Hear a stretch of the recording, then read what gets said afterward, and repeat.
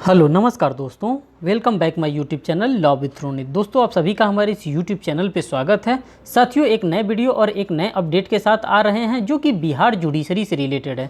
जी हाँ दोस्तों, ये सेशन जो मैं लेकर के आपके सामने आ रहा हूँ ये बिहार जुडिशरी से रिलेटेड है और ये बिहार जुडिशरी का माइनर एक्ट है। साथियों जब आप इसको एनालिसिस करेंगे तो आपके प्रीवियस ईयर एग्जामिनेशन में इससे बहुत ही ज़्यादा क्वेश्चन आपसे पूछे जाते हैं और जो क्वेश्चन के साइज होते हैं वो काफ़ी लेंदी क्वेश्चन पूछे जाते हैं। उसी को ध्यान में रखते हुए इसी बुक से जो विधि भारती पब्लिकेशन का है और लॉ सक्सेस के पब्लिकेशन का है, इसी बुक से मैं आपके लिए वन लाइनर सीरीज करा रहा हूं साथियों, जो कि कंपनी एक्ट 2013 से डील करता है। साथियों अगर हम कंपनी एक्ट की बात करते हैं तो ये कंपनी एक्ट आया किसको रिपील्ड करके है, कौन कौन सा कंपनी एक्ट ये 2013 से लागू होने से पहले कौन कौन सी कंपनी एक्ट थी, कंपनी में कौन कौन होता है, किसको हम लोग शेयर होल्डर कहते हैं, किसको डिवेंचर होल्डर कहते हैं, किसको इंप्लॉयज कहते हैं, किसको डायरेक्टर्स कहते हैं, किसको एजेंट कहते हैं। इन सभी चीज़ों के बारे में हम डिटेल में एक एक करके एनालिसिस करते हुए चलेंगे जो कि आपके एग्जामिनेशन पॉइंट ऑफ व्यू से रेलिवेंट है। तो साथियों बिना देर के इस सेशन को स्टार्ट करते हैं। देखिए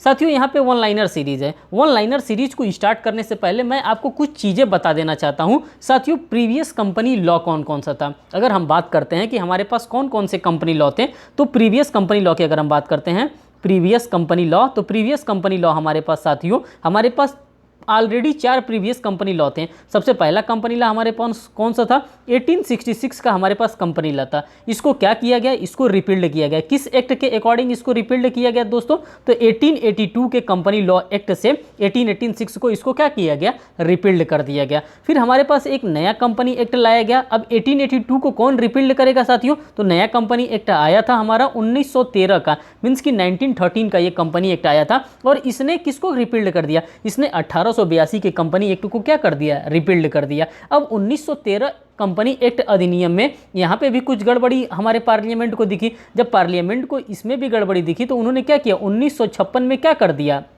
1956 एक्ट से 1913 के एक्ट को क्या कर दिया, कंपनी एक्ट को रिपील्ड कर दिया गया। और 1956 से लेकर के 2013 के बीच में, मीन्स कि 2012 के बीच में जो कंपनी एक्ट चल रहा था उसी कंपनी एक्ट से हम गवर्न हो रहे थे। लेकिन जो ये 1956 का कंपनी एक्ट था जो कि 1956 का कंपनी एक्ट था, इसको रिपील्ड करने वाला कौन है दोस्तों, तो इसको रिपील्ड करने वाला हमारा कौन सा है, कंपनी एक्ट 2013 इसको रिपील्ड किया गया है। और आज से क्या हमारा 2013 से ही कंपनी एक्ट क्या है, 2013 को हम लोग फॉलो कर रहे हैं और उसी के अकॉर्डिंग हम अपने कंपनीज को क्या कर रहे हैं, गवर्न कर रहे हैं। साथियों 2019 में भी इसमें छोटा मोटा अमेंडमेंट हुआ था, लेकिन उस अमेंडमेंट से बहुत बड़ा फर्क नहीं पड़ता है कंपनी अमेंडमेंट एक्ट पे। साथियों अगर हम 2013 की एक्ट की बात करते हैं तो यही एक्ट हमारे लिए सबसे बड़ा एक्ट होता है जो कि कंपनी एक्ट के नाम से हम इसको जानते हैं। इसमें आपने ये बेसिक इन्फॉर्मेशन था, ये आपको जानना इंपॉर्टेंट था, इसीलिए मैंने इसको आपके सामने रखा। अब साथियों अगर हम बात करते हैं कि लोग पुराने ज़माने में कंपनी अधिनियम को किस तरह से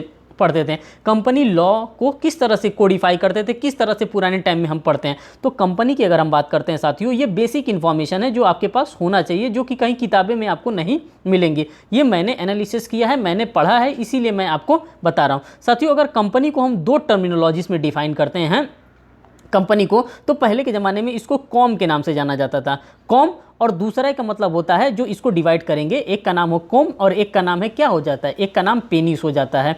इसको क्या कहते हैं, पेनिस। पेनिस का मतलब होता है पैसे से, मनी से, इससे को रिलेट इसको करना है। तो कंपनी का मतलब होता है कॉम। इसको अगर आप संधि विच्छेद करेंगे, अगर अलग अलग पार्ट में रखेंगे तो कॉम का मतलब होता है साथियों टुगेदरनेस। कॉम का मतलब क्या होता है, टुगेदरनेस इसका मतलब होता है, मीन्स कि एक साथ क्या करना, आना। और पेनिस का मतलब होता है, पेनिस का मतलब होता है ब्रेड एंड बटर से, यहाँ पे मतलब होता है ब्रेड एंड बटर से इसका मतलब होता है। तो आप लोगों ने देख लिया कि कंपनी को 2 भागों में डिवाइड किया जाता है। तो पहला जो हमारा बनता है कॉम और दूसरा बनता है पेनिस, कंपेनिस। इसको कंपनी का मतलब कम का मतलब क्या होता है, टुगेदरनेस। टुगेदरनेस फॉर किस चीज़ के लिए, टुगेदरनेस फॉर ब्रेड के लिए। क्या कहा जा रहा है साथियों, यहाँ पे कंपनी एक्ट को जब हम फॉलो कर रहे हैं तो ये कंपनी एक्ट किस लिए बनाया जा रहा है, तो ये जो हमारा कंपनी एक्ट बनाया जा रहा है इसमें क्या करने के लिए, अर्निंग करने के लिए इसको बनाया जा रहा है। एक साथ 2 लोग, 3 लोग, 4 लोग इकट्ठे हो रहे हैं और किसी चीज़ को पाने के लिए, ब्रेड एंड बटर की नीड्स को पाने के लिए, मीन्स कि कमाने के लिए क्या किया जा रहा है,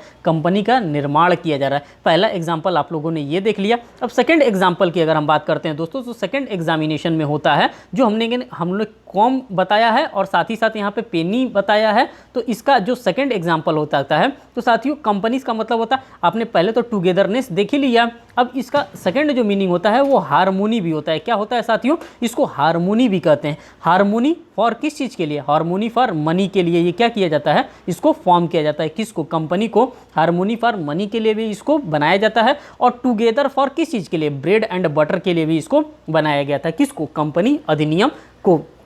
कब, 1866 में, और इससे भी पहले कंपनी एक्ट आपका बना था। तो आपने इस चीज़ को देख लिया जो कि इसका हिस्टोरिकल बैकग्राउंड था। ये हिस्टोरिकल बैकग्राउंड भी समझना आपके लिए इंपॉर्टेंट होता है। साथियों अगर हम बात करते हैं कि कंपनी में मेन टर्मिनोलॉजीज कौन कौन से होते हैं जो कि आपको जानना जरूरी होता है, और ये जानने के लिए आपको हमारे पास ये देखना पड़ेगा कि कंपनी में कौन कौन से चीज़ जरूरी होता है। तो हम कंपनी की अगर हम बात करते हैं साथियों, तो कंपनी में हमारे पास सबसे पहले क्या आते हैं, तो कंपनी में हमारे पास सबसे पहले शेयर होल्डर आते हैं। क्या आते हैं साथियों, तो कंपनी में हमारे पास शेयर होल्डर आते हैं। कंपनी में हमारे पास और क्या रहते हैं, डिवेंचर होल्डर रहते हैं। कौन रहता है, डिवेंचर होल्डर भी हमारे कंपनी के अंतर्गत ही रहते हैं। डिवेंचर होल्डर के साथ साथ और कौन रहता है साथियों, तो इम्प्लॉयज़ भी हमारे कंपनी के अंदर ही रहते हैं। कौन रहता है साथियों, तो इम्प्लॉयज़ की अगर हम बात करते हैं तो ये भी हमारे कंपनी के अंतर्गत ही रहते हैं। इसके अंतर्गत और कंपनी के अंतर्गत कौन रहता है, तो साथियों डायरेक्टर्स भी रहते हैं। कौन रहता है, तो डायरेक्टर्स भी हमारे कंपनी के अंतर्गत ही रहते हैं। और कौन रहता है साथियों, तो एजेंट्स भी जो होते हैं हमारे कंपनी के अंदर ही रहते हैं। इन सभी चीज़ों के बारे में हम यहाँ पे एक एक पॉइंट को डिटेल में एनालिसिस करते हुए चलेंगे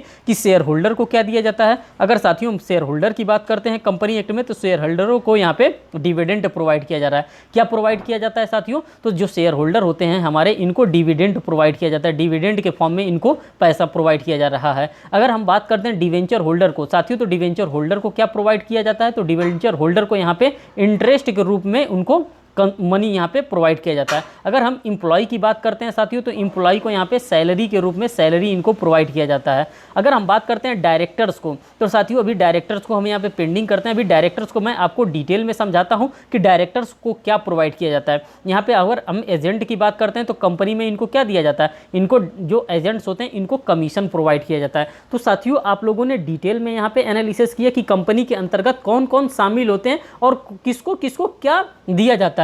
यहीं से हमारे एग्जामिनेशन में क्वेश्चन आएगा और यही हमारा कॉन्सेप्ट जो होता है इसी को कॉन्सेप्ट कहते हैं। और इसी कॉन्सेप्ट को क्या करना है, हमको क्लियर करके रखना है। कंपनी में क्या क्या शामिल होते हैं, तो कंपनी में शेयर होल्डर भी आते हैं, डिवेंचर होल्डर भी आते हैं, एम्प्लॉय भी आते हैं, डायरेक्टर्स भी आते हैं और साथ ही साथ हमारे एजेंट भी रहते हैं। शेयर होल्डर को हम क्या देते हैं साथियों, तो शेयर होल्डर को हम डिविडेंड देते हैं। ये वन लाइनर फॉर्म में ही आपके एग्जामिनेशन में यहाँ से क्वेश्चन रेज किया जाता है कि जो शेयर होल्डर होता है कंपनी का उसको क्या प्रोवाइड किया जाता है। तो साथियों वहाँ पे डिविडेंड रहेगा, इंटरेस्ट रहेगा, सैलरी रहेगा, कमीशन रहेगा। तो आपको यहाँ पे मार्क यही करना रहेगा कि जो शेयर होल्डर होते हैं हमारे कंपनी के अंतर्गत उनको हम डिविडेंड प्रोवाइड करते हैं, उनको डिविडेंड यहाँ पे मिलता है। अगर डिवेंचर होल्डर की हम बात करते हैं साथियों, तो डिवेंचर होल्डर को यहाँ पे क्या मिलता है, एक फिक्स रेट रहता है, उसी फिक्स रेट के अकॉर्डिंग उनको क्या दिया जाता है, यहाँ पे इंटरेस्ट उनको प्रोवाइड किया जाता है, मीन्स कि उनको ब्याज दिया जाता है। जो एम्प्लॉयर को हम रखते हैं, जो हम एम्प्लॉयज़ को रखते हैं कहाँ पे, कंपनीज के अंतर्गत, उनको हम सैलरीज यहाँ पे क्या करते हैं, प्रोवाइड करते हैं। और जो डायरेक्टर्स हैं साथियों, डायरेक्टर्स के बारे में अभी मैं आपको नहीं बता रहा हूँ, ये स्लाइड खत्म हो जाता है तो इसके बाद मैं डायरेक्टर्स को आपको बता रहा हूँ, जो कि डायरेक्टर भी आपके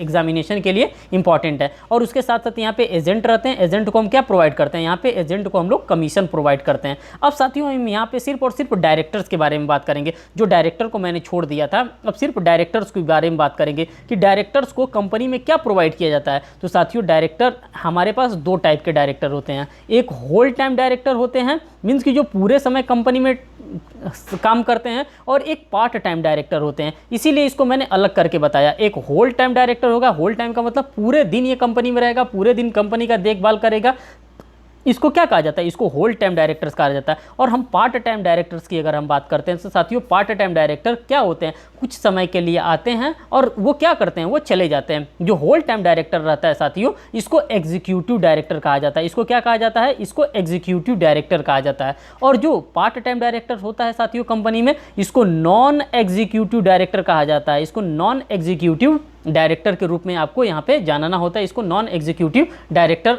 कहा जाता है। तो और जो अगर सैलरी की बात करते हैं तो साथियों जो होल टाइम डायरेक्टर रहता है, इनको क्या मिलता है, इनको यहाँ पे सैलरी के रूप में पैसा मिलता है। क्या मिलता है, इनको सैलरी मिलता है होल टाइम डायरेक्टर को। लेकिन जो पार्ट टाइम डायरेक्टर होते हैं साथियों, इनको क्या मिलता है, इनको जितने घंटे ये सीटिंग करेंगे उस कंपनी में उतने घंटे की सीटिंग की फीस इनको क्या किया जाता है, इनको दिया जाता है। तो आप लोगों ने डायरेक्टर को भी बाइफरकेट करके देख लिया कि डायरेक्टर क्या होता है कंपनी के अंतर्गत, डायरेक्टर किस किस प्रकार का होता है डायरेक्टर, क्या होल टाइम डायरेक्टर क्या होता है, पार्ट टाइम डायरेक्टर क्या होता है। होल टाइम डायरेक्टर को क्या हम कहते हैं, तो होल टाइम जो डायरेक्टर होता है साथियों उसको एग्जीक्यूटिव डायरेक्टर के नाम से जानते हैं। जो पार्ट टाइम डायरेक्टर होता है उसको नॉन एग्जीक्यूटिव के रूप में हम उसको जानते हैं। और इनको क्या मिलता है, इनको सीटिंग का इनके फीस मिलता है और इनको क्या मिलता है, इनको यहाँ पे सैलरी प्रोवाइड किया जाता है, किसके द्वारा, तो कंपनी के द्वारा। ये थी बेसिक इन्फॉर्मेशन। और भी कुछ बेसिक इन्फॉर्मेशन है जो मैं आपको एट द टाइम अभी देना चाहता हूँ। ये बेसिक इन्फॉर्मेशन आपके लिए इंपॉर्टेंट है साथियों। अगर हम बात करते हैं कि कोई कंपनी में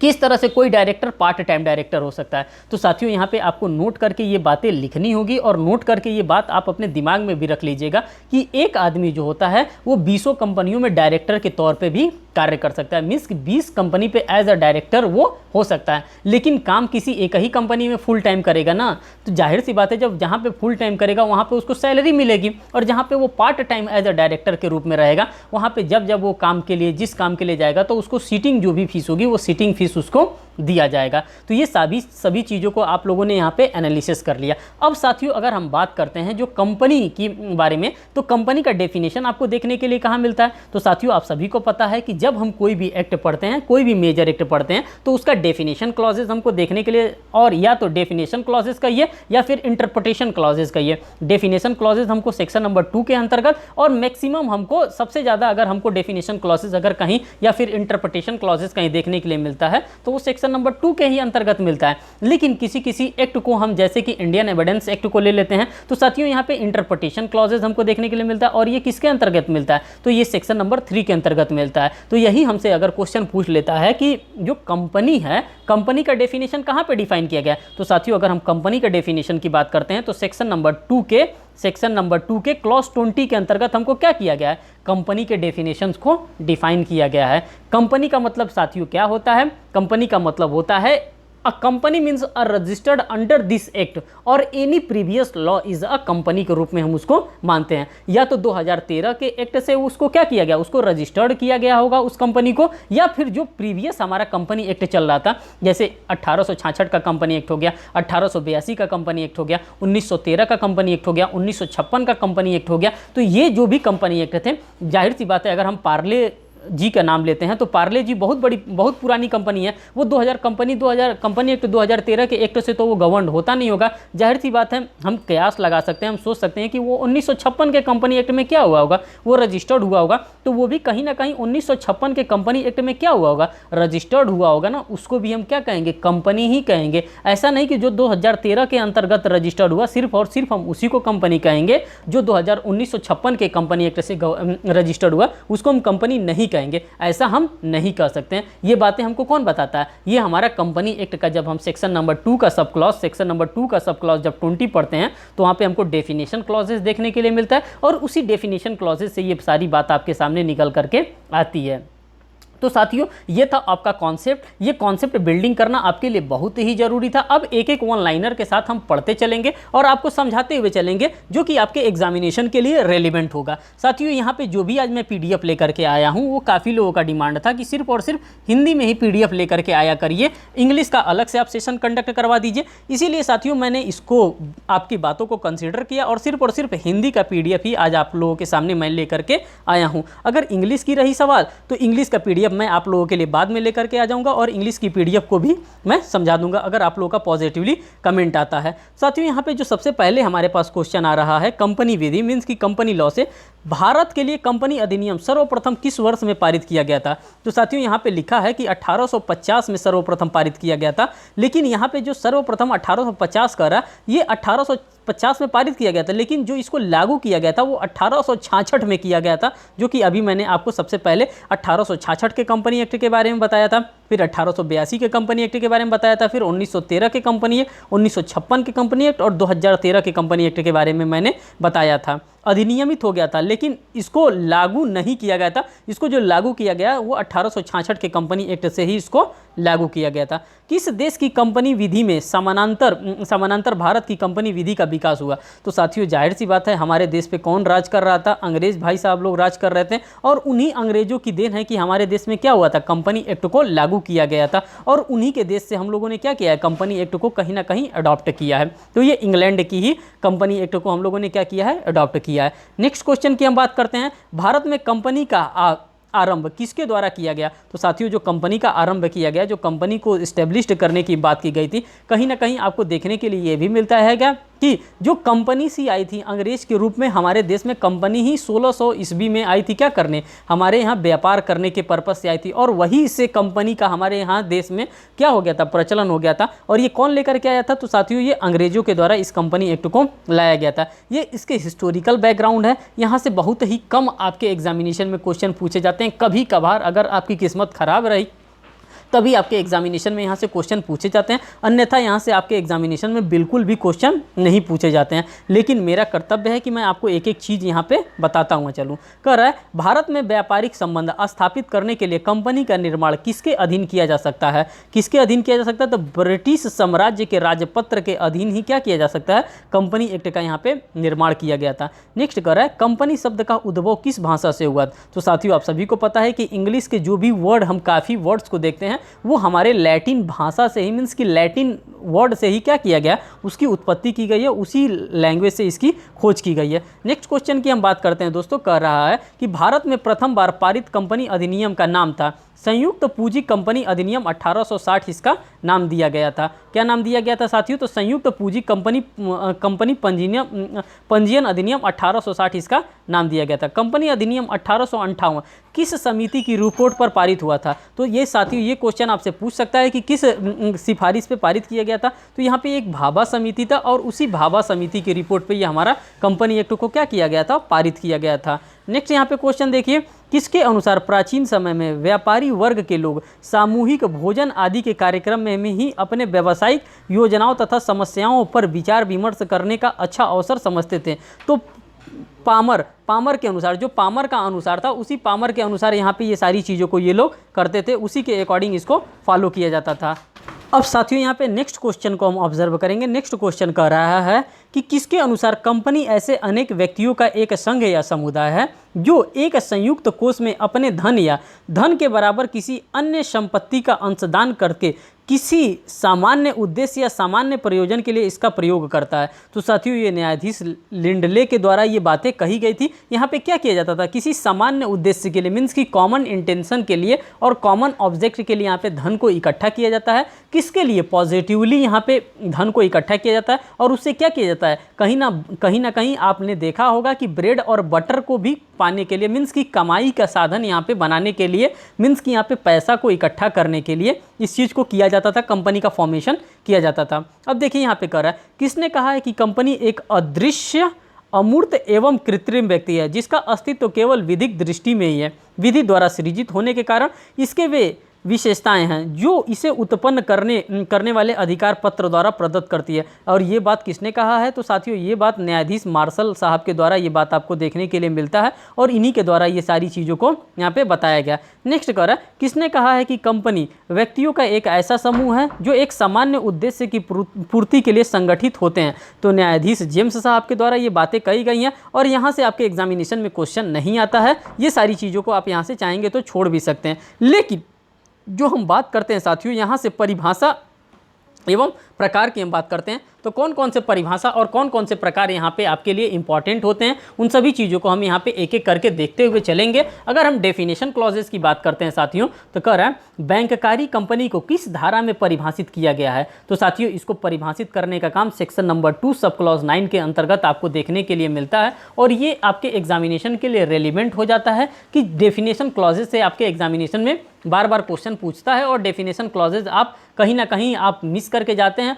और इसमें ये नहीं है कि सिर्फ और सिर्फ 10 और 20 डेफिनेशन क्लॉजेज दिया है, इसमें बहुत ज़्यादा डेफिनेशन क्लॉजेज आपको देखने के लिए मिलेगा। 60 डेफिनेशन क्लॉजेज आपको दिया गया है सेक्शन नंबर 2 के अंतर्गत ही। जब आप सेक्शन नंबर 2 को एनालिसिस करेंगे तो साथियों आपको लाइन से एक एक डेफिनेशंस के बारे में मैं आपको बताऊंगा। तो देखिए यहाँ पे अगर हम डेफिनेशन क्लॉजेज सेक्शन नंबर 2 के सब क्लॉज 1 की हम बात करते हैं तो सेक्शन नंबर 2 के सब क्लॉज 1 में परिभाषाओं के बारे में बताया गया। किसके बारे में बताया गया साथियों? तो सिर्फ से और सिर्फ सेक्शन नंबर 2 के क्लॉज 1 में बता दिया गया कि इसमें डेफिनेशन दिया गया। सेक्शन नंबर 2 के सब क्लॉज 2 के अगर हम बात करते हैं तो इसमें लेखनीय मानक की बात की जाती है। किसकी बात की जाती है साथियों? तो लेखनीय जो मानक होता है, जो लेखनीय मानक होता है, तो लेखनीय मानक के बारे में सेक्शन 2 सब क्लॉज 2 के अंतर्गत हमको बताया जाता है। सेक्शन 2 क्लॉज 3 हमारे लिए इंपॉर्टेंट नहीं है। अगर हम सेक्शन 2 क्लॉज 4 की अगर हम बात करते हैं, जो इंपॉर्टेंट है हमारे लिए, तो इसमें अपीलीय अधिकरण के बारे में बात कर रहा है। जो अपीलेट ट्रिब्यूनल होता है, तो अपीलीय अधिकरण इसके लिए क्या हो जाता है? इसके लिए इंपॉर्टेंट हो जाता है, और ये हमको देखने के लिए सेक्शन नंबर 2 सब क्लॉज 4 के अंतर्गत हमको देखने के लिए मिल जाता है। और साथियों अगर फिर से इंपॉर्टेंट हम देखना चाहेंगे तो सेक्शन नंबर 2 सब क्लॉज 9 यहाँ पे हमको देखने के लिए मिलता है कि किस चीज़ के डेफिनेशन क्लॉजेज में।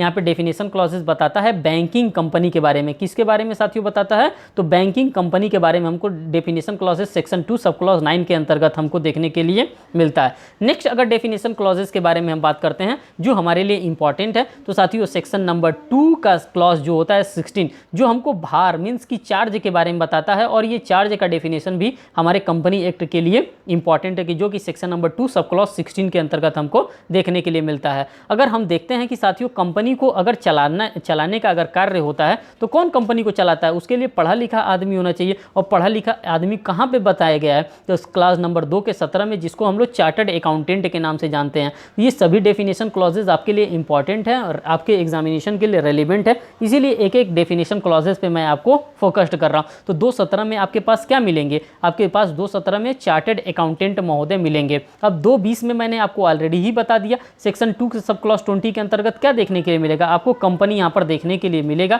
ये ऑलरेडी मैंने आपको बता दिया गया है। अब बात करते हैं सेक्शन नंबर 2 सब क्लॉज 29 के अंतर्गत आपको क्या देखने के लिए मिलेगा? तो यहाँ पे न्यायालय मीन्स की कोर्ट ऑफ जस्टिस, न्यायालय यहाँ पे देखने के लिए आपको मिलेगा, और ये कहाँ पे दिया गया? सेक्शन नंबर 2 सब क्लॉज 29 के अंतर्गत आपको ये देखने के लिए मिलता है। फिर हमारे पास जो इंपॉर्टेंट आ जाता है यहाँ से, वो सेक्शन नंबर 2 क्लॉज 30 आ जाता है आपके पास। सेक्शन नंबर 2 सब क्लॉज 30 में आपको डिवेंचर देखने के लिए मिलता है। जो डिवेंचर होल्डर को आप क्या यहाँ पे देते हैं? तो जो डिवेंचर होल्डर होता है साथियों, मैंने ऑलरेडी आपको बता दिया था कि डिवेंचर होल्डर को आप क्या देंगे? At the fixed amount at the rate के हिसाब से उनको क्या देंगे? आप यहाँ पे उसको इंटरेस्ट पेड करेंगे। और ये कहाँ डिफाइन किया गया? सेक्शन नंबर 2 सब क्लॉज 30 के अंतर्गत आपको यहाँ पे ऋण पत्र मीन्स की डिवेंचर के बारे में यहाँ पे बताया गया है। बात करते हैं सेक्शन नंबर 2 सब क्लॉज 34, यहाँ पे निदेशक के बारे में मीन्स की डायरेक्टर्स के बारे में बताया गया। किस चीज़ के बारे में बताया गया साथियों? तो डायरेक्टर्स के बारे में हमको सेक्शन नंबर 2 सब क्लॉज 34 के अंतर्गत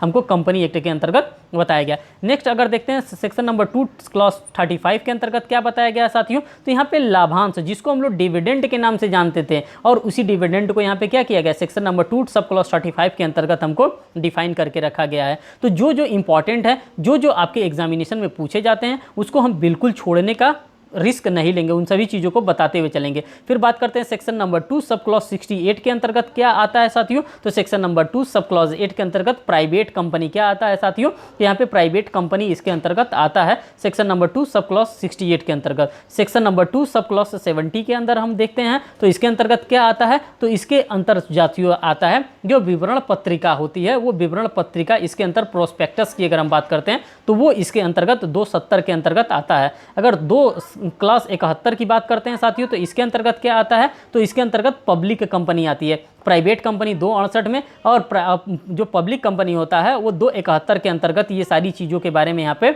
बताया जाता है। और सबसे इंपॉर्टेंट जो लास्ट में आपको देखने के लिए मिलता है साथियों, तो सेक्शन नंबर 2 सब क्लॉज 19 के अंतर्गत आपको अधिकरण, अधिकरण का मतलब होता है ट्रिब्यूनल, ट्रिब्यूनल आपको देखने के लिए जो कंपनी ट्रिब्यूनल होता है वो आपको देखने के लिए मिलता है। और इसमें एक और जो छूट रहा है जो कि सेक्शन नंबर 2 सब क्लॉज 82 आपके लिए इंपॉर्टेंट है, वो साथियों सेबी से आपका डील करता है। सेबी का फुल फॉर्म क्या होता है? SEBI, सेबी का फुल फॉर्म होता है security exchange board of India. इसी से क्या होता है? हमारे कंपनी को रेगुलेट करने का कार्य किया जाता है, और ये हमारे लिए इंपॉर्टेंट होता है।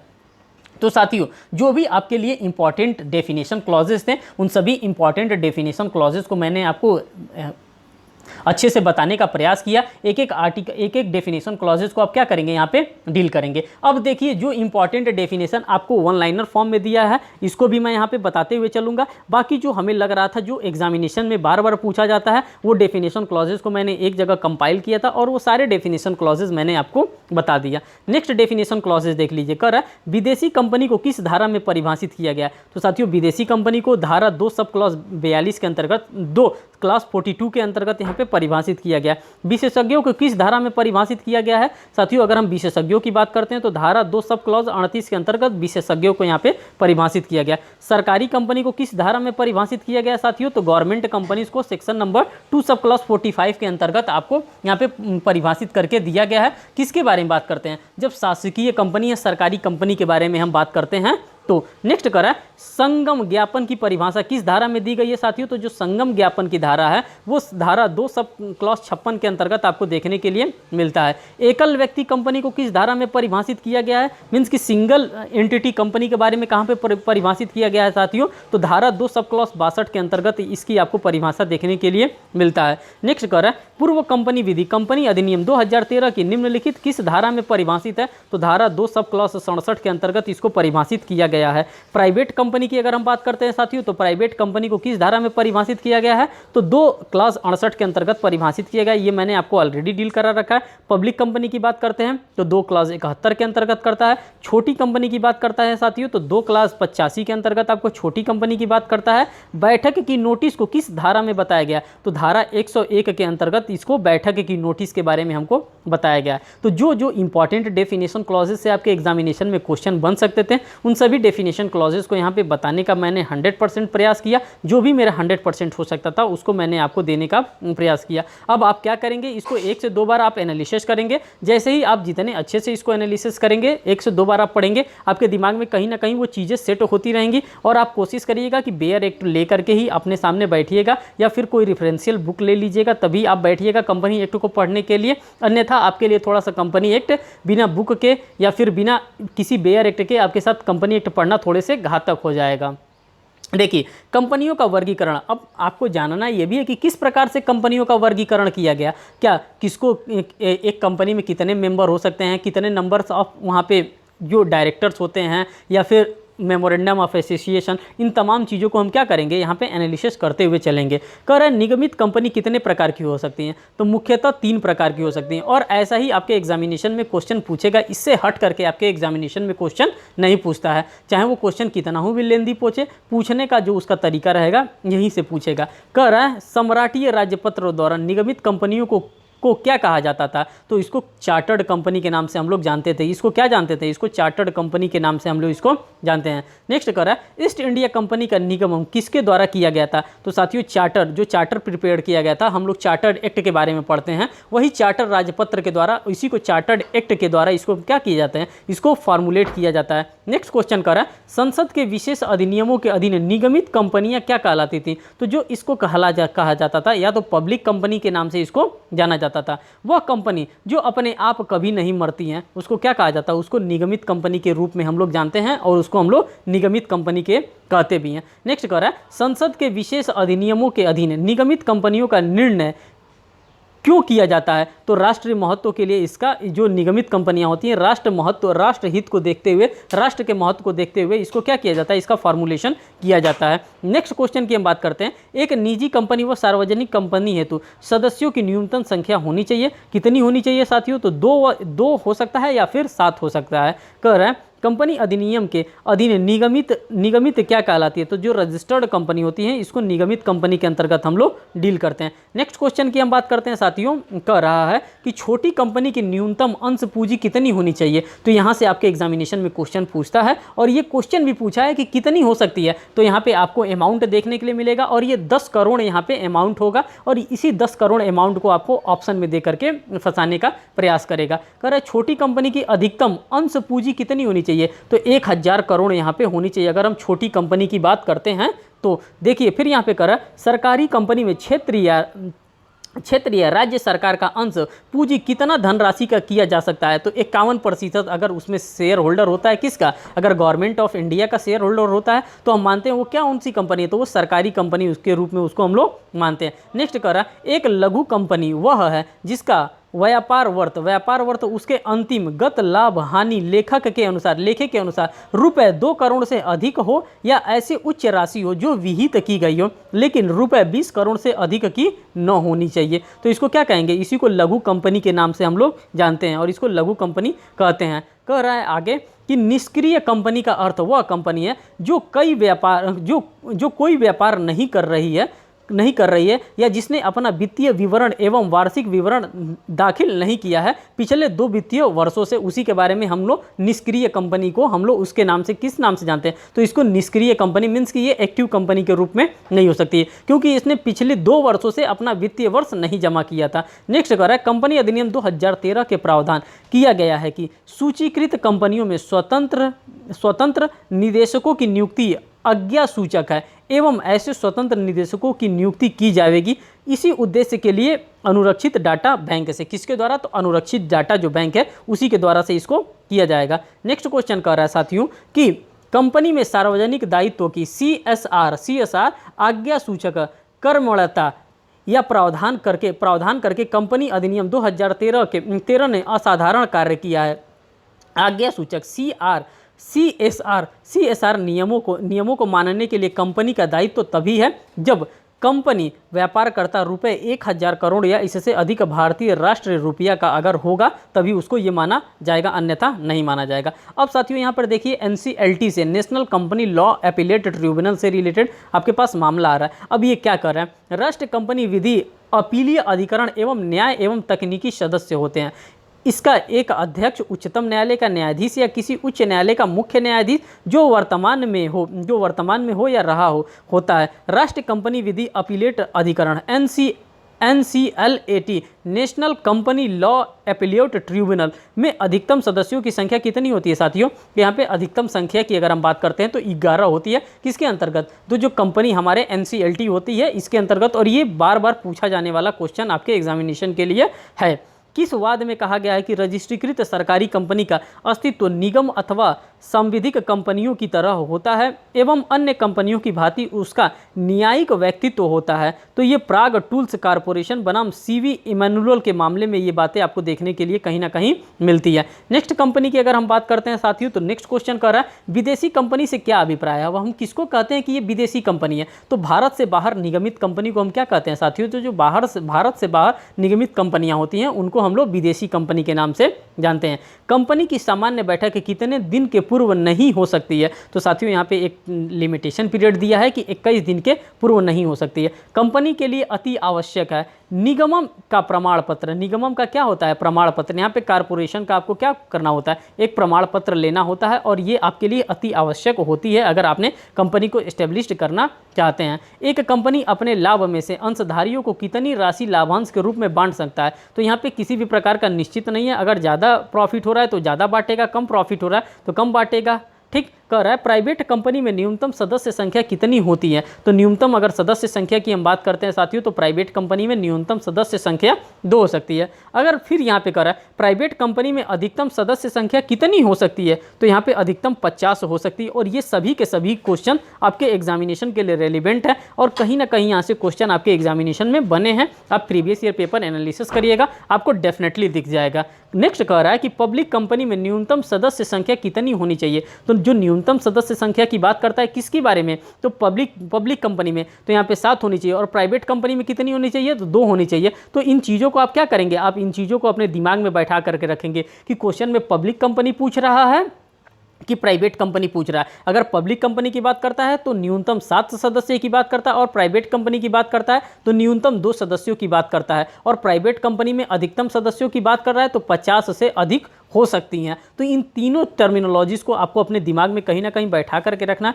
और ये आपके लिए रेलिवेंट क्वेश्चन हो जाता है। नेक्स्ट कह रहा है पब्लिक कंपनी में अधिकतम सदस्य संख्या कितनी हो सकती है, तो यहाँ पे किसी भी प्रकार का कोई भी निर्धारण करके आपको नहीं दिया गया है। नेक्स्ट कह रहा है कि क्या सार्वजनिक कंपनी में वैधानिक सभा करना आवश्यक है, तो धारा 165 के अनुसार वैधानिक सभा करना अति आवश्यक इसके अंतर्गत माना जाता है। नेक्स्ट कह रहा है क्या प्राइवेट कंपनी में वैधानिक सभा की जाती है, तो यहाँ पे किसी भी प्रकार की वैधानिक सभा आपको करने की आवश्यकता नहीं होती है। नेक्स्ट कह रहा है क्या प्राइवेट कंपनी विवरण पत्रिका तैयार कर सकती है, विवरण पत्रिका नहीं तैयार कर सकती है, इनके द्वारा किसी भी प्रकार का कोई भी प्रोस्पेक्टस नहीं तैयार किया जा सकता है। नेक्स्ट कह रहा है प्राइवेट कंपनी में कम से कम कितने संचालक होने चाहिए, तो संचालक की अगर हम बात करते हैं साथियों प्राइवेट कंपनी की, तो 2 संचालक यहाँ पे प्राइवेट कंपनी के अंतर्गत होने चाहिए। अगर सार्वजनिक कंपनी में कम से कम कितने संचालक होने चाहिए, तो यहाँ पे भी 2 संचालक होने चाहिए, तभी ये चलेगा।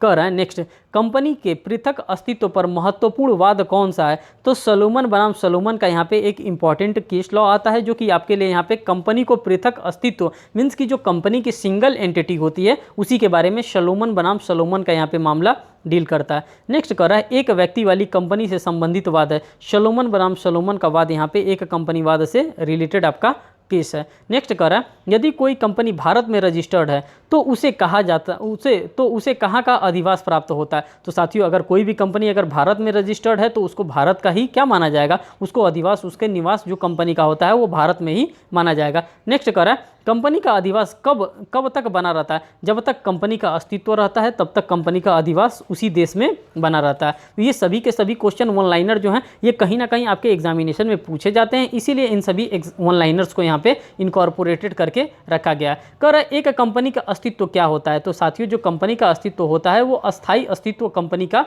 होता है। नेक्स्ट कह रहा है कंपनी को शाश्वत उत्तराधिकार कब प्राप्त होता है, तो धारा 9 के अनुसार निगम के तिथि से इसको क्या होता है, एक शाश्वत उत्तराधिकार इसको प्राप्त होता है। नेक्स्ट क्वेश्चन कर रहा है किसी भी कंपनी में लगाई गई पूंजी कब निकाली जा सकती है, अगर आपने कंपनी में पूंजी लगा दिया है तो कौन ऐसा टाइम होता है जब आप अपनी पूंजी को निकाल सकते हैं, तो परिसमापन के बाद ही आप क्या कर सकते हैं, आप अपने पूंजी को यहाँ से निकाल सकते हैं। कह रहा है कंपनी अधिनियम 2013 की धारा 149 सब क्लॉज 1 के अधीन कंपनी के निदेशकों की न्यूनतम संख्या कितनी रखी गई है, तो 3 रखी गई है। यहाँ पे कंपनी के निदेशकों की संख्या न्यूनतम संख्या किस सेक्शन के अकॉर्डिंग, तो सेक्शन नंबर 149 सब क्लॉज 1 के अकॉर्डिंग यहाँ पे आपको ये देखने के लिए मिलेगा। फिर बात करते हैं एकल कंपनी किसका अपवाद है, तो धारा 149 सब क्लॉज 1 का एकल कंपनी यहाँ पे क्या हो सकता है, अपवाद हो सकता है। कह रहा है कंपनी का निगमन किसके द्वारा हो सकता है, तो कंपनी अधिनियम के द्वारा कंपनी का निगमन यहाँ पे किया जा सकता है। नेक्स्ट क्वेश्चन की हम बात करते हैं दोस्तों, तो नेक्स्ट क्वेश्चन में कह रहा है निगमन के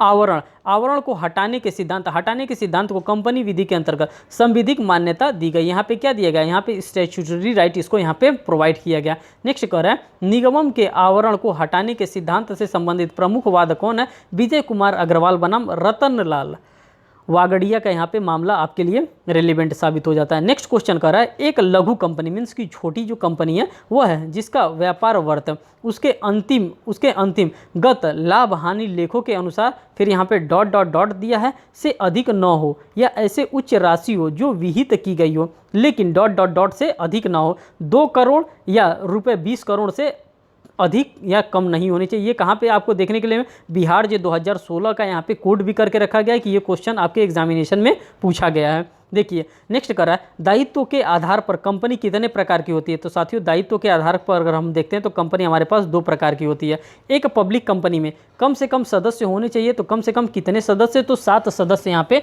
होने चाहिए, इन्हीं की बात यहाँ पे कर रहा है। नेक्स्ट कर रहा है प्राइवेट कंपनी में सदस्यों की अधिकतम संख्या हो सकती है, तो 200 यहाँ पे अधिकतम संख्या हो सकती है। नेक्स्ट क्वेश्चन कर रहा है प्राइवेट कंपनी में सदस्यों की न्यूनतम संख्या हो सकती है, तो यहाँ पे न्यूनतम संख्या 2 हो सकती है। नेक्स्ट कर रहा है एक लोक कंपनी के निदेशकों का दायित्व होता है डॉट के प्रति होता है कंपनी के अंशधारियों के प्रति, मीन्स कि जितने भी उसमें शेयर होल्डर होंगे उसी शेयर होल्डर्स की बात यहाँ पे कर रहा है, और बिहार जो 2014 का ये आपका पेपर में भी पूछा गया क्वेश्चन है। नेक्स्ट क्वेश्चन की हम बात करते हैं दोस्तों, तो नेक्स्ट क्वेश्चन में कह रहा है एक कंपनी के लिए अति आवश्यक है, क्या अति आवश्यक है, तो निगम का जो कारपोरेशन का प्रमाण पत्र होता है, जो सर्टिफिकेट होता है, वो एक कंपनी को चलाने के लिए यहाँ पे आवश्यक होता है। नेक्स्ट कह रहा है इकाई की स्वतंत्रता के आधार पर आधारित कंपनी नहीं है, कौन सी कंपनी नहीं है, तो जो सरकारी कंपनी होती है ये कंपनी इसके अंतर्गत नहीं होती है। नेक्स्ट क्वेश्चन की हम बात करते हैं सदस्यों की संख्या पर आधारित कंपनी है, अ व ब दोनों प्रकार की कंपनियां यहाँ पे आधारित कंपनियां मानी जाती है।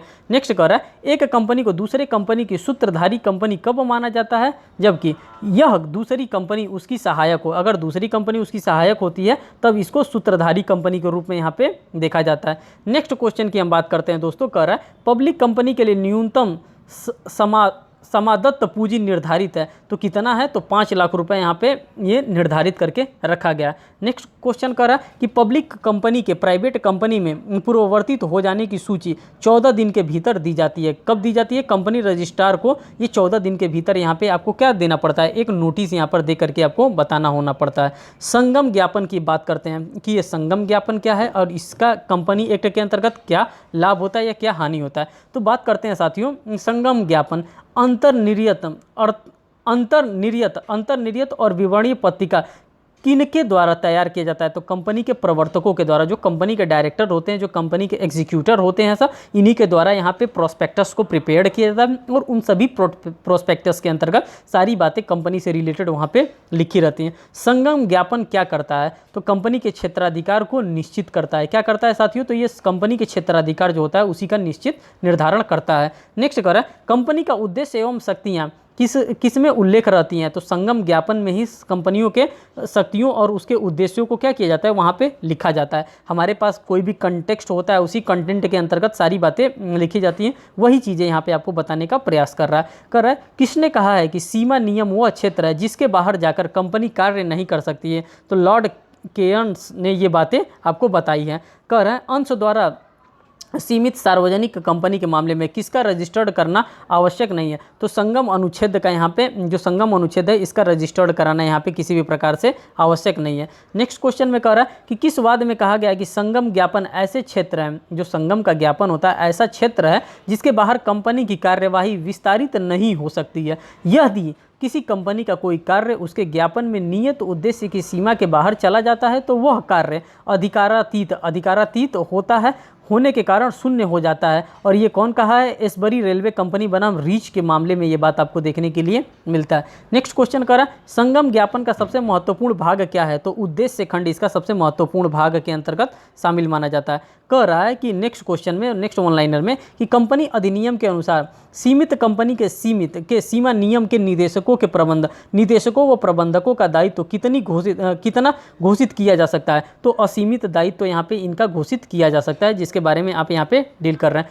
नेक्स्ट क्वेश्चन की बात कर रहा है कंपनी के उद्देश्य खंड में परिवर्तन का उल्लेख किस धारा में किया गया है, तो धारा 13 के अंतर्गत ये आपको देखने के लिए मिलता है। नेक्स्ट वन लाइनर में कह रहा है जितनी पूंजी से एक कंपनी का पंजीकरण किया जाता है उसे क्या कहते हैं, तो उसे अभिदाय पूंजी के रूप में हम यहाँ पे देखते हैं। साथियों नेक्स्ट क्वेश्चन कह रहा है कि किस मामले में कहा गया है कि उद्देश्य खंड में ऐसा परिवर्तन किया जा सकता है जो मुख्य उद्देश्य को सफलतापूर्वक क्रियान्वित करने के लिए अतः आवश्यक हो तथा उससे कंपनी के सारभूत स्वरूप में कोई परिवर्तन न हो।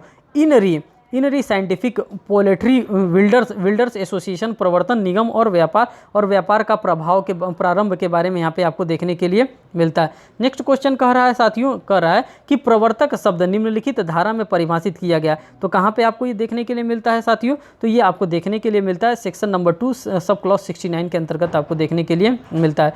निगमन के संबंध में रजिस्ट्रार का कर्तव्य नहीं है, उचित शुल्क देना यहाँ पे रजिस्ट्रार का कर्तव्य नहीं है, जो रजिस्ट्रेशन करवाया जाएगा वो देगा। नेक्स्ट कर रहा है कंपनी के निगमन प्रमाण पत्र में नहीं होता है कंपनी सचिव का हस्ताक्षर। यहाँ पे जो कॉर्पोरेशन का सर्टिफिकेट होता है उसमें किसका हस्ताक्षर नहीं होता है, तो कंपनी के सचिव का वहाँ पे हस्ताक्षर नहीं होता। और ये एग्जामिनेशन में पूछने जाने वाला क्वेश्चन है कि क्या उसका हस्ताक्षर उसका सिग्नेचर होता है कि नहीं होता है, तो जाहिर सी बात है जो कॉर्पोरेशन का प्रमाण पत्र होगा वो कॉर्पोरेशन ऑफिस से उसको दिया जाएगा, तो उसमें सचिव का हस्ताक्षर नहीं हो सकता है। नेक्स्ट कर रहा है कंपनी के निगमन के संदर्भ में व्यथित नहीं है, अवयस्क व्यक्ति को यहाँ पे नहीं दिया जाएगा, व्यक्ति नहीं है तो अवयस्क व्यक्ति को हम लोग व्यक्ति के अंतर्गत नहीं शामिल करते हैं। राष्ट्रीय कंपनी विधि अपीलीय अधिकरण में न्यायिक एवं तकनीकी सदस्य होते हैं। इसका अध्यक्ष उच्चतम न्यायालय का न्यायाधीश या किसी उच्च न्यायालय का मुख्य न्यायाधीश जो वर्तमान में हो या रहा होता है। राष्ट्रीय कंपनी विधि अपीलीय अधिकरण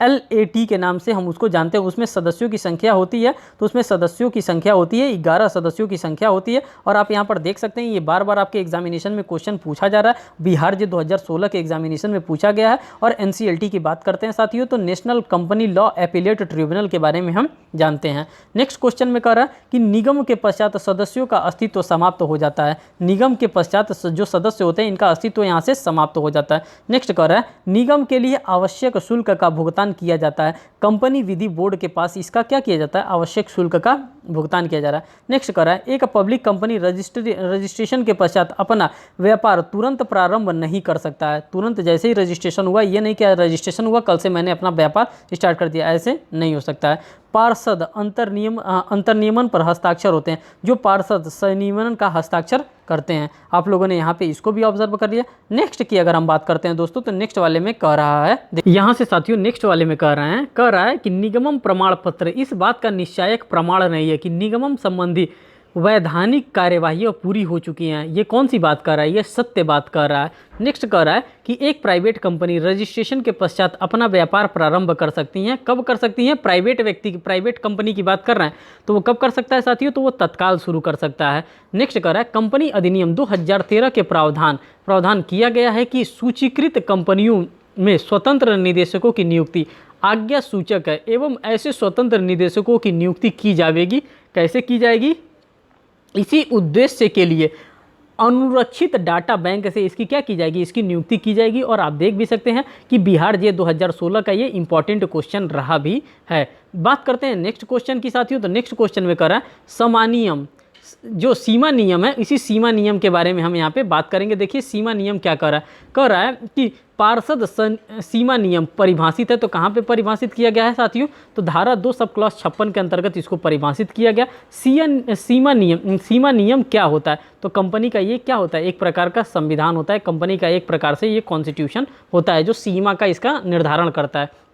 कंपनी निर्माण की आधारशिला किसे कहते हैं, तो सीमा नियम को कंपनी की आधारशिला कहते हैं। नेक्स्ट कह रहा है कि पार्षद सीमा नियम के परिवर्तन के लिए आवश्यक नहीं होता है। रजिस्ट्रार का आदेश यहाँ पे किसी भी प्रकार से आवश्यक नहीं होता है। नेक्स्ट कह रहा है किसने कहा है कि पार्षद नियम एक कंपनी का चार्टर होता है और वह अधिनियम के अंतर्गत स्थापित कंपनी के अधिकारों की सीमाओं को परिभाषित करता है, तो लॉर्ड केयन्स साहब के द्वारा ये बातें कही गई हैं। प्राइवेट कंपनी के निगमन के लिए पार्षद सीमा नियम पर हस्ताक्षरकर्ता की आवश्यक संख्या कितनी होनी चाहिए, तो साथियों यहाँ पे आवश्यक, अगर हम संख्या की बात करते हैं तो आवश्यक संख्या यहाँ पे 2 होनी चाहिए। नेक्स्ट क्वेश्चन में कह रहा है कि पब्लिक कंपनी के निगमन के लिए पार्षद सीमा नियम पर हस्ताक्षरकर्ताओं की संख्या होनी चाहिए, तो कितनी होनी चाहिए साथियों, तो पब्लिक कंपनी के अंतर्गत 7 होनी चाहिए और प्राइवेट कंपनी के अंतर्गत 2 होनी चाहिए। कभी भी आप देख रहे हैं तो प्राइवेट कंपनी में कम ही है और पब्लिक कंपनी की हम बात करते हैं तो पब्लिक कंपनी में ज़्यादा मिल रहा है। नेक्स्ट कर रहा है एक ही शहर में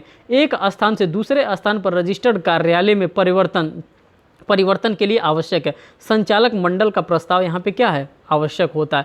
नेक्स्ट कर रहा है रजिस्टर्ड कार्यालय के स्थान परिवर्तन की सूचना देनी चाहिए, किसको देनी चाहिए, तो रजिस्ट्रार को यहाँ पे ये इस प्रकार की आवश्यक सूचना देनी चाहिए। नेक्स्ट कर रहा है एक राज्य के दूसरे राज्य में रजिस्टर्ड कार्यालय के जाने के लिए निम्नलिखित की स्वीकृति आवश्यक होती है, तो कंपनी जो विधि बोर्ड बनाया जाता है उसी कंपनी विधि बोर्ड की यहाँ पे सूचना लेनी आवश्यक होती है। नेक्स्ट हम यहाँ पे देखते हैं वन लाइनर में साथियों, नेक्स्ट में कह रहा है कि रजिस्टर्ड कार्यालय में परिवर्तन की सूची रजिस्ट्रार को कितने दिन के भीतर दी जानी चाहिए, तो 3 माह के अंदर यहाँ पे आपको क्या करना पड़ेगा, एक सूची आपको देना पड़ेगा। नेक्स्ट कह रहा है एक कंपनी का उद्देश्य वाक्य होना चाहिए, किस प्रकार का होना चाहिए साथियों, तो वैधानिक मीन्स की जो स्टैट्यूटरी अथॉरिटी होती है वो स्टैट्यूटरी यहाँ पे होनी चाहिए। नेक्स्ट कर रहा है यदि कोई कंपनी अपने रजिस्टर्ड कार्यालय के स्थान को एक राज्य की सीमा के भीतर एक कंपनी रजिस्ट्रार के क्षेत्राधिकार से दूसरे कंपनी रजिस्ट्रार के क्षेत्राधिकार में ले जाना चाहिए, तो निम्न का अनुमोदन प्राप्त करना आवश्यक है,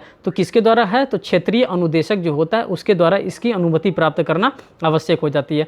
कंपनी अपने उद्देश्य वाक्य में परिवर्तन कर सकती है। विशेष प्रस्ताव तथा कंपनी विधि बोर्ड की लिखित अनुमति के द्वारा यहाँ पे क्या कर सकता है, उसको कर सकता है। नेक्स्ट यहाँ पे कह रहा है साथियों कि अंश पूंजी में वृद्धि करने के संबंधित प्रस्ताव रजिस्ट्रार को सूचित कर देना चाहिए। कब कर देना चाहिए, तो 30 दिन के अंदर यहाँ पे रजिस्ट्रार को सूचित कर देना चाहिए। नेक्स्ट क्वेश्चन कर रहा है जितनी पूंजी से एक कंपनी का पंजीकरण किया जाता है वह कहलाती है समुदाय पूंजी, उसको कहा जाता है। और बिहार जे 2011 का यहाँ पे मार्क भी लगाया गया कि ये बिहार जे में पूछा भी गया है। कह रहा है सीमा नियम का अंतिम खंडन क्या है, अंतिम खंड क्या है, तो हस्ताक्षर खंड जो होता है साथियों इसका अंतिम खंड माना जाता है। नेक्स्ट कह रहा है पार्षद सीमा नियम के बारे में सत्य नहीं है, यह पार्षद अंतर नियमों के अधीन होता है। इस चीज़ को बारे में आप लोगों ने यहाँ पे ऑब्जर्व कर लिया।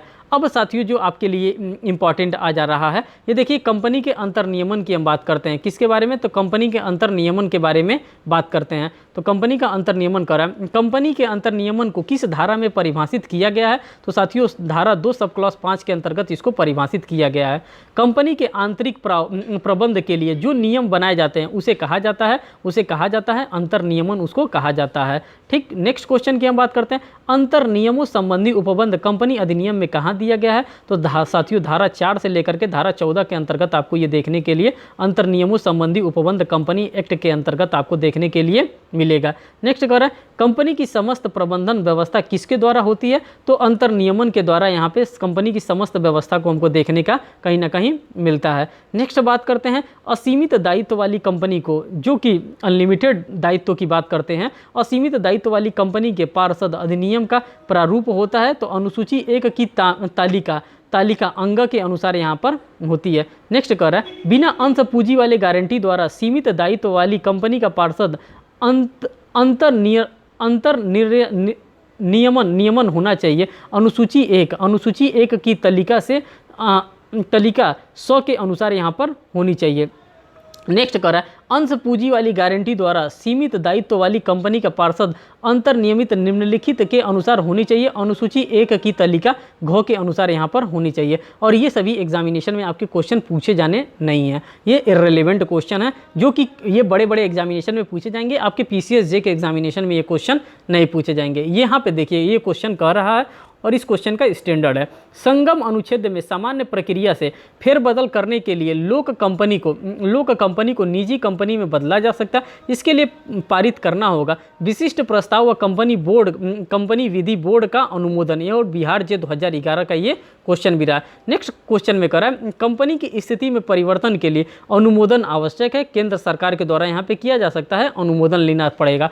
अधिकार जिसका प्रयोग अंतर नियमन पर आधारित नहीं है, उद्देश्य वाक्य में परिवर्तन के अधिकार के बारे में यहाँ पे आपको बता रहा है। नेक्स्ट कह रहा है साथियों कि ब्रिटिश एंड अमेरिकन कह रहा है अंतर नियमन में परिवर्तन से संबंधित वाद है। British and American trustee and finance corporation बनाम होल्डिंग्स लिमिटेड का यहाँ पे कंपनी का एक मामला है। कह रहा है SB railway carriage and iron company बनाम रीचे में निर्णय देने वाले थे। लॉर्ड जस्टिस केयर्स इसके जज थे और उन्हीं के द्वारा इसका क्या दिया गया था, तो इसका निर्णय उन्हीं के द्वारा दिया गया था। नेक्स्ट कह रहा है अधिकार के अंदर के सिद्धांत से संबंधित नहीं है, कंपनी की बैठक के लिए तैयार कार्यसूची के अंतर्गत किए गए कार्य के बारे में यहाँ पे बात कर रहा है। नेक्स्ट कह रहा है कि आंतरिक प्रबंधक से संबंधित कार्य नहीं है, बाहरी व्यक्तियों द्वारा निरीक्षण का कार्य यहाँ पे कर रहा है। नेक्स्ट कह रहा है कि रचनात्मक सूचना के सिद्धांत का अपवाद है, आंतरिक प्रबंधन का सिद्धांत के बारे में बात कर रहा है। पार्षद अंतर नियमन के बारे में सत्य नहीं है, यह केवल कंपनी अधिनियम के अधीन होता है। ये केवल किसके अधीन होता है, तो साथियों सिर्फ और सिर्फ कंपनी अधिनियम के अधीन होता है। अधिकारिता का सिद्धांत कहाँ पर दिया गया है, तो साथियों तो अधिकारिता का जो सिद्धांत हुआ है, किस वाद में भारत के अधिकारिता के सिद्धांत को सर्वप्रथम किस मामले में अंगीकृत किया गया था, तो जहांगीर आर मोदी बनाम श्याम जी के मामले में ये आपको देखने के लिए मिलेगा। नेक्स्ट क्वेश्चन की बात करते हैं दोस्तों, तो नेक्स्ट क्वेश्चन में कह रहा है कि भारत में अधिकारिता के सिद्धांत का सर्वप्रथम प्रयोग हुआ था। कब हुआ था, तो 1866 में ये अधिकारिता के सिद्धांत का प्रयोग सन 1866 में किया गया था।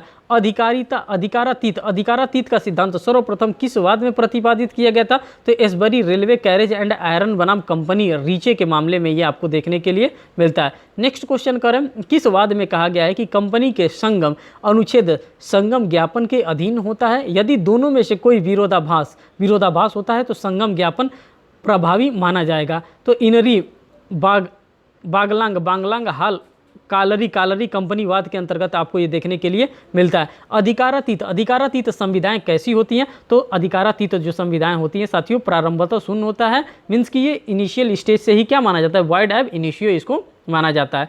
आंतरिक प्रबंधन के सिद्धांत को हम यहाँ पर देखेंगे।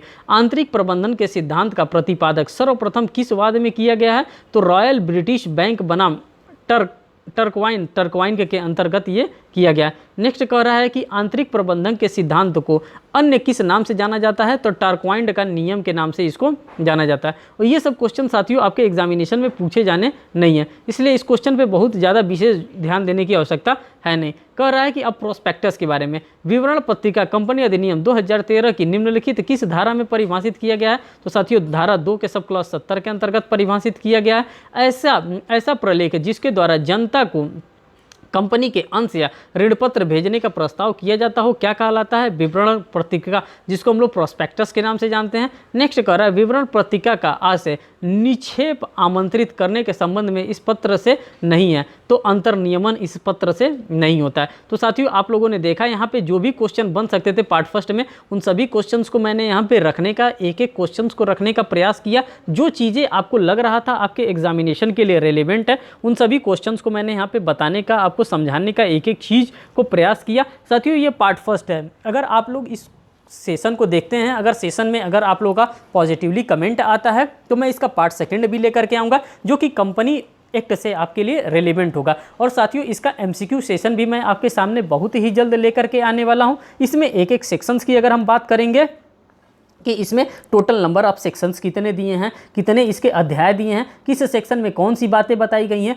साथ ही साथ हम ये भी देखेंगे कि क्या इसके अंतर्गत किसी भी प्रकार का कोई शेड्यूल भी प्रोवाइड किया गया है। उन सभी चीज़ों को हम यहाँ से एनालिसिस करते हुए चलेंगे। अगर साथियों हम यहीं पे आपको शेड्यूल बता देना चाहते हैं तो इसमें 1 से लेकर के 7 तक इसके अंतर्गत आपको शेड्यूल्स देखने के लिए मिलेंगे। और हमारे पास इसका जो भी है एमसीक्यू का एक अच्छा कलेक्शन है, और उस एमसीक्यूज़ को भी हम क्या करेंगे आपके सामने रखेंगे। अगर आप लोगों का साथियों पॉजिटिवली कमेंट आता है, और मैं आपको एक चीज़ और बता देना चाहता हूँ, जब आप कंपनी लॉ को पढ़ेंगे तो जब आप इसके प्रीवियस पेपर को आप एनालिसिस करेंगे तो आप देखेंगे कि जो चीज़ें मैंने आपको यहाँ पे एक एक वन लाइनर फॉर्म में बताया है, ये वन लाइनर फॉर्म आपके लिए इंपॉर्टेंट हो जाता है। अगर साथियों यहाँ पे थोड़ा सा और मैं आपका टाइम ले लेता हूँ तो इसमें मैं आपको 2-4 चीज़ें और बता देना चाहता हूँ। देखिए जैसे 2-4 चीज़ों बताने का मतलब क्या होता है, तो साथियों अगर हम इसकी बात करते हैं तो इसमें कितने टोटल चैप्टर्स होते हैं। तो साथियों ये जो कंपनी लॉ हम पढ़ रहे हैं, 2013 का जो कंपनी एक्ट पढ़ रहे हैं, इसमें अगर हम चैप्टर्स की बात करते हैं तो टोटल 29 चैप्टर्स होते हैं। कितने चैप्टर्स होते हैं साथियों? तो टोटल 29 चैप्टर्स होते हैं। अगर हम इसमें सेक्शन की बात करते हैं तो साथियों इसके अंदर कितने सेक्शन होते हैं? तो इसमें अंतर्गत 470 सेक्शंस होते हैं। कितने सेक्शन हैं? तो 470 सेक्शन इसके अंतर्गत समाहित हैं। अगर शेड्यूल की बात करते हैं तो इसके अंतर्गत 7 शेड्यूल इसके अंतर्गत प्रोवाइड करके हमको रखे हैं। तो ये सारी ऐसे फैक्ट हैं जो कि आपके एग्जामिनेशन के लिए रिलेवेंट होता है, और उन सारे फैक्ट एंड सर्कमस्टांसेस को मैं एक एक करके आपके एग्जामिनेशन के लिए आपके सामने रखता जाऊंगा, जहां से आपका अगर एग्जामिनेशन में आता है तो एक क्वेश्चन गलत होने के चांसेस नहीं भी रहेंगे। बिल्कुल यहाँ पे माइन्यूट मिस्टेक भी आपसे नहीं होगा, क्योंकि यही वन लाइनर होते हैं और यही वन लाइनर आपको यहाँ पे नंबर दिला करके जानते हैं। यहाँ पे हम एक एक चीज़ के बारे में जानेंगे कि 1 पर्सन कंपनी क्या होता है और सोल प्रोप्राइटरशिप क्या होता है। सभी चीज़ों के बारे में हम यहाँ पे एनालिसिस करते हुए चलेंगे। कब साथियों? जब आप लोगों का पॉजिटिवली कमेंट आएगा, और पॉजिटिवली कमेंट में ये आएगा कि पार्ट सेकंड इसका लेकर के आइए, तब मैं पार्ट सेकंड लेकर के आऊँगा और इसका एमसीक्यू सेशन भी लेकर के आऊँगा। तो साथियों आप लोगों ने यहाँ पे इस चीज़ को ऑब्जर्व कर लिया।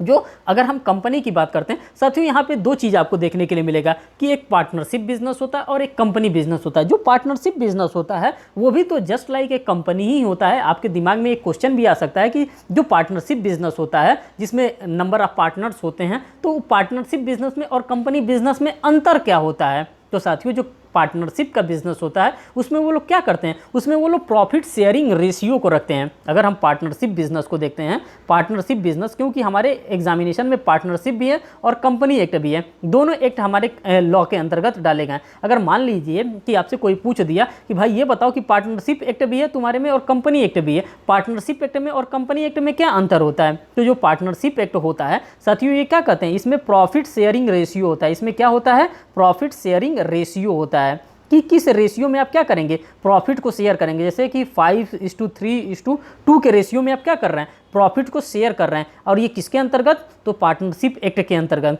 लेकिन जब हम कंपनी एक्ट की बात करते हैं साथियों, तो यहाँ पे आपको क्या देना पड़ता है, आपको यहाँ पे क्या मिलता है, यहाँ पे आपको डिविडेंड मिलता है, यहाँ पे किसी भी प्रकार का शेयर आपको नहीं मिलता है। तो ये दोनों एक सिंपल डिफरेंस होता है जो कि आपसे अगर एग्जामिनेशन में या कहीं भी इंटरव्यू पर्पस से भी या कोई भी आपसे पूछ देता है कि आपके एग्जामिनेशन में बताइए पार्टनरशिप भी आ रहा है और कंपनी एक्ट भी आ रहा है, दोनों में डिफरेंस क्या होगा, तो आप इसी प्रकार के डिफरेंसेस को उनको चाहेंगे तो बता भी सकते हैं कि पार्टनरशिप में हमारे प्रॉफिट शेयरिंग रेशियोज के बारे में हम बात करते हैं। लेकिन जब हम कंपनी के फॉर्मेशन की बात करते हैं तो कंपनी में हमारे पास तमाम लोग होते हैं, शेयर होल्डर्स होते हैं, डिवेंचर होल्डर होते हैं, डिवेंचर होल्डर हमारे पार्टनरशिप में नहीं आते हैं, इंप्लॉइज होते हैं, इंप्लॉय हमारे पार्टनरशिप एक्ट में भी आ सकते हैं, साथ ही साथ हमारे कंपनी एक्ट में भी आ सकते हैं, डायरेक्टर्स और सिर्फ और डायरेक्टर हमारे कंपनी एक्ट में ही आ सकते हैं, वो पार्टनरशिप एक्ट में डायरेक्टर्स हमारे पास नहीं आते हैं। एजेंट आप चाहेंगे तो पार्टनर्स आप बिजनेस करा रहे हैं पार्टनरशिप बिजनेस, उसमें आप एजेंट रख भी सकते हैं, चाहे तो नहीं भी रख सकते हैं। लेकिन कंपनी में आपको क्या करना पड़ेगा, आपको कंपनी में एजेंट्स रखने पड़ेंगे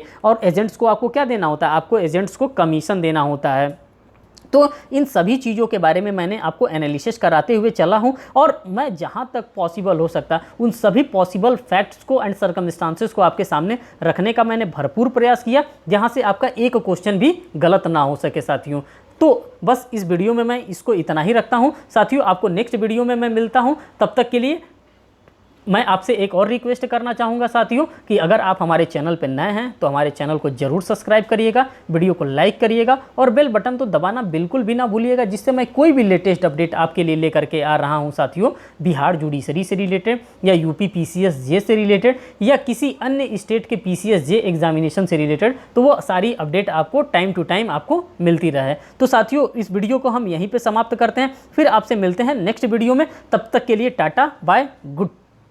थैंक यू दोस्तों।